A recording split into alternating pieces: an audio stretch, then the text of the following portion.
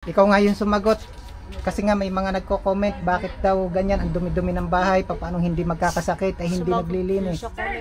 Ito po yung bahay nila, oh. Dahil pa to nung bagyo. Biruin nyo naman to, oh. Walang kalam-alam si Ate Julie. Andito na ako. Itong mga pinggan na to, dahil pa daw po to ng Bagyo Christine, yung nalubog. Hanggang ngayon, hindi pa rin nalilinis. Pero yung bahay nila, oh. Hindi pa alam ni Ate Julie, nandito na ako. Ito yung mga damit nila na lumubog pa rin sa baha. Kaya hanggang ngayon ganyan pa rin, hindi na makapaglinis si Nanay Julian. Nay Julian? Nay Julian? Andiyan ka ba? Hello? Sakit po ako. Ha? Sakit. Ba't anong nararamdaman mo? Ay kaya mong tumaya. Ilang araw na masama ang pakiramdam mo?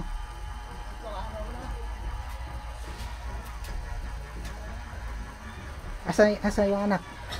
Saan? Si Utoy. Ito po, nagagawa po sa kapitbahay ko. Anong ginagawa doon? Natulong po, naghahalo po ng simento. Siya ba yun? Oo, naghahalo. Siya yung nandun? Ay! Sa ate. Naghahalo po ng simento. 3 araw na. Gali po, mami, tapo ko nung dilara katapusan. Oo. Ay masama po lang. Makakalapit ka ba ng konti? Pasensya na. Masama na po lasa ko nun. Pinilit po laa. Para lang makakain kami mag-ito. Parang grumabi yung bukol sa liig mo. Okay. Pwede bang abalahin kasi Utoy doon? Sige po. Baka Hindi, lumalabas-labas naman po ako. Anong ginagawa niya doon? Naghahalo ng simento sa kapitbahay. Sa gulo po, parang nakakaimis. Nalalaman pa ako Biroin niya, no? Diyan po sa kapitbahay ko, nagagawa. Baka yung nadaan ako doon sa kalsada. Oo, Ayun sabi, shout out. Hindi ko na. Hello kuya. Hindi ko naman na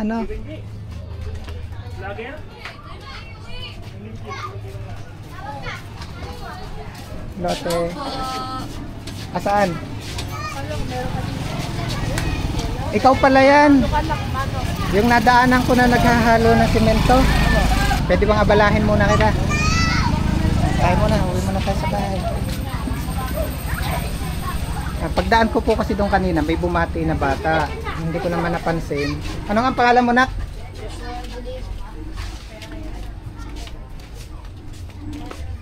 Biro mo naman yung bahay nila dahil pa po yan ng bagyong Christine.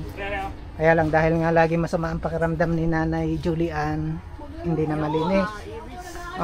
Ikaw nga yung sumagot. Kasi nga may mga nagko-comment, bakit daw ganyan, ang dumi-dumi ng bahay, paano hindi magkakasakit, ay hindi naglilinis.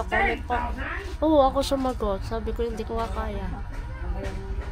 Sagutin mo sila ngayon, anong masasabi mo doon? Kung di man ako makapaglinis, ito na naman sitwasyon ko. Lalabot ako Minsan kasi pag nagpalinis ako, nagbabayad ako pag may pera. Kasi hindi mo talaga kaya. Kaya yung lakas mo, ginagamit mo na lang sa yung sabi mo nga, di ba? Ano bang ginagawa ni Mama? Namamalimos? Saan ka pumupunta?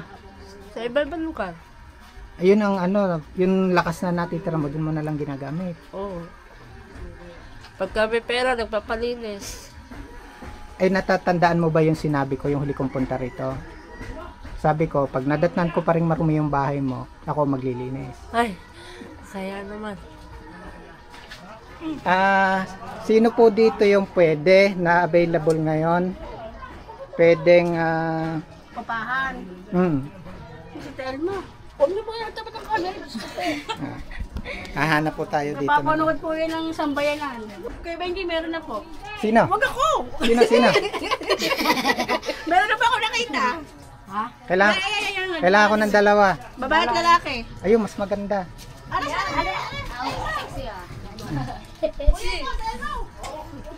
Sabi ko kasi kay Nanay Julian, pagbalik ko rito.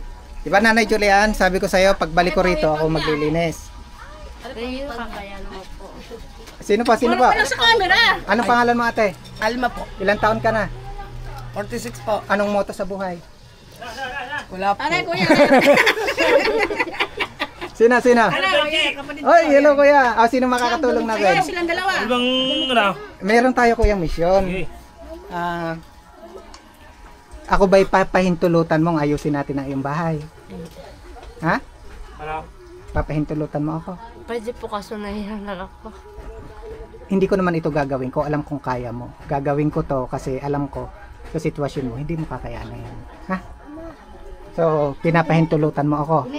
Naguluhin ang iyong bahay. Kuya! Ay, si kuya pala yung asawa. Good morning. Good morning. Good evening pala. Ba't hindi ka ba natulog? Nakabaligtad. Ikaw kuya ang mister ni ano, Ate Julian. Anong pangalan mo? Rexelita. Ay, okay lang bang kami makigulo dito sa iyong bahay? Walang problema po. Yan. Nanay Julian, sama ka dito sa amin. Asan na yung dalawa kanina? Oh, yun na dalawa. Dalawa. Tapos na kayo dalawa.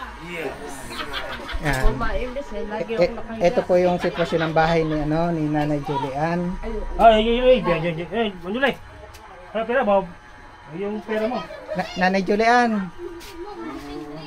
Asan na yung dalawa?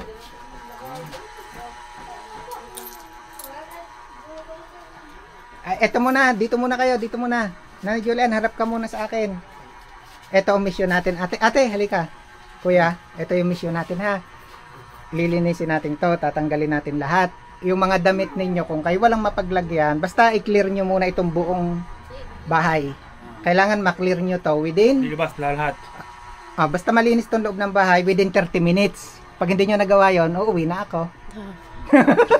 Joke lang. Hindi, basta ayusin natin ha. Linisin muna natin.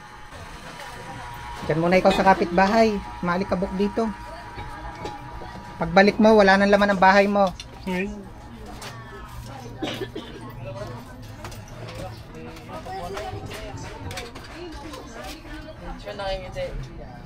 Grabe po talaga to yung bahay niya. Hindi naman natin mapaghanapan kasi nga ganyan siya. Masama po palagi yung pakiramdam. Dire mo to. Lahat to nung pa po itong bagyong Christine. Ano to? Nung pang bagyo yan? Bagyo yan. Mga pinggan na yan? Basta pipiliin lang kung alin ang pwede pa ha. Tapos wag na ibalik sa loob yung sa tingin mo. Hindi na naman talaga gagamitin. Bawal na bawal pati sa'yo alikabok. Bawal sa asma, sa may hika. Ha? Dugo ko yung 80/60. Ngayon? Ay, grabe ka. Huwag mo na maglalalabas.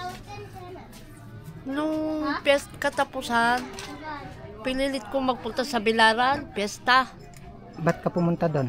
para makakain. Namesta ka para makalibre ng kain? Kaso hindi rin ako nakakain pala.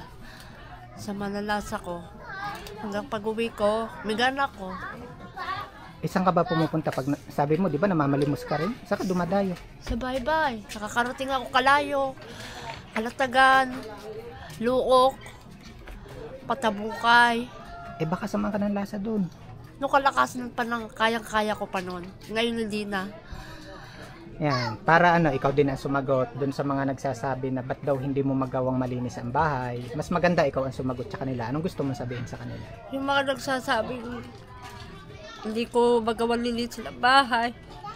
Sa sitwasyon ko, nakikita nyo naman, may na ang aking katawan, may sakit ako.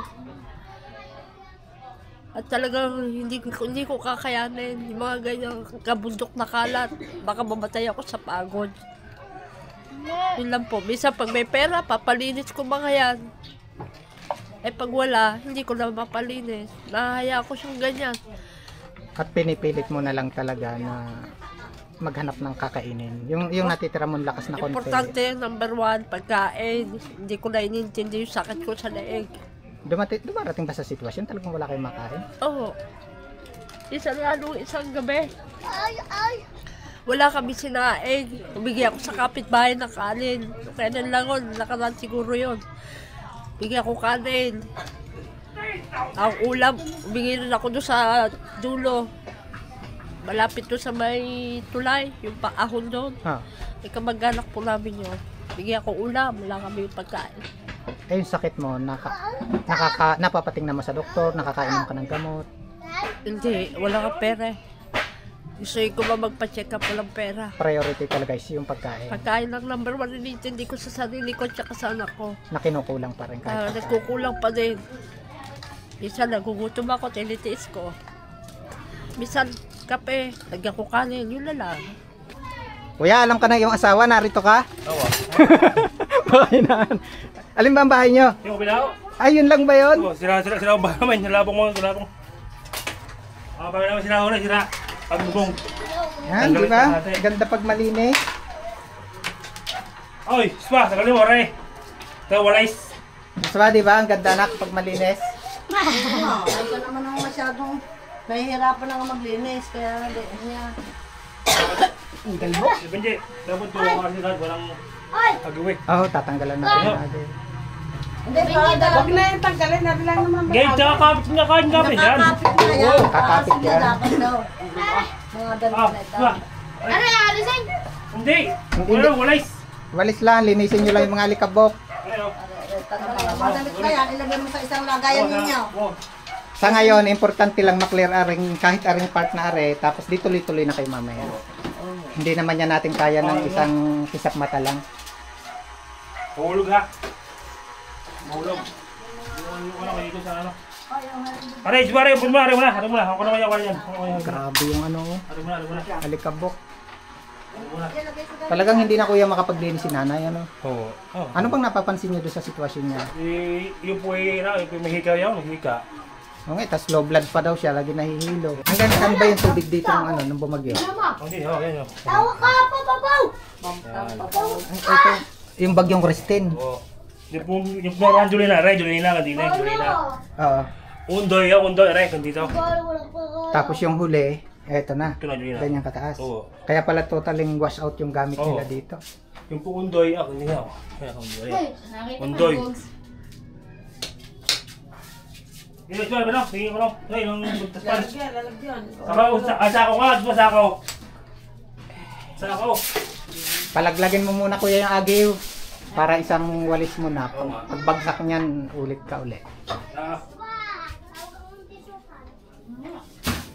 Tayo, sako. Ito ba?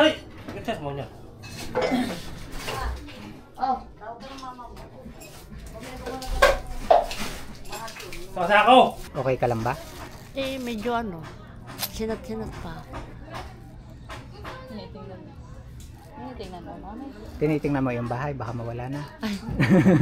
Nagpapahangin ako. Pangin.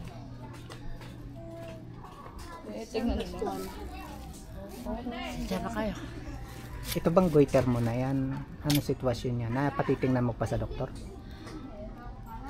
Sabi, operahan ulit. Oo. Hindi na ako napayag at nabalik. Hindi. Sasabi mo lang Nabalik yan. ang goiter. Eh, ano ba sabi na? Sa doktor mismo, ano ba mismo sabi ng doktor? Opera. Yun ang kailangan. Ay, kaso wala akong pera. Ano bang pakiramdam na may goiter? Pakaraniwan lang. Labas po rin. Labas. Pakaraniwan lang. Tas, Ang akin lang kung yung gamot na Vita Plus. kaya lang problema. Payat mo. Tatlong araw ako nila. Tapos problema rin ang pagkain. Gusto ko kumain pero hindi makakain. Kagaya ngayon, nagugutom ako gusto ko sabaw mainit. Hihingi tayo dun sa kapitbahay mamaya. May sabaw kayo, te? Thank you sa mga tumulong sa atin. Mabibigyan pa kami ng tulong. Kasama ko po si Sir Benji. Ayan po si Sir Benji. Siya po may dala ng aming pamimigay na tulong.